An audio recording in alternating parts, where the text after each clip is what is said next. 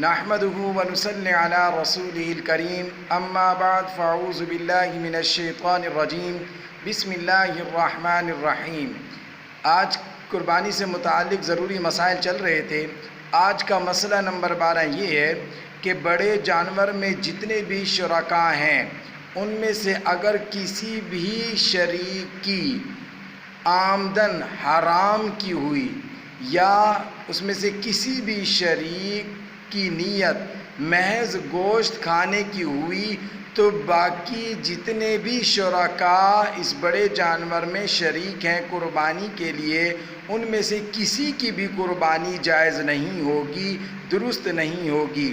اس لیے بڑے جانور میں جتنے بھی آپ شرکاء کا انتخاب فرمائیں تو بڑی سوچ اور فکر کے ساتھ فرمائیں، کیونکہ اگر یہ مسئلہ پیش آیا کہ کسی بھی شریک کی آمدن حرام کی ہوئی یا کسی بھی شریک کی نیت گوشت کھانے کی ہوئی تو کسی کی بھی قربانی جائز نہیں ہوگی۔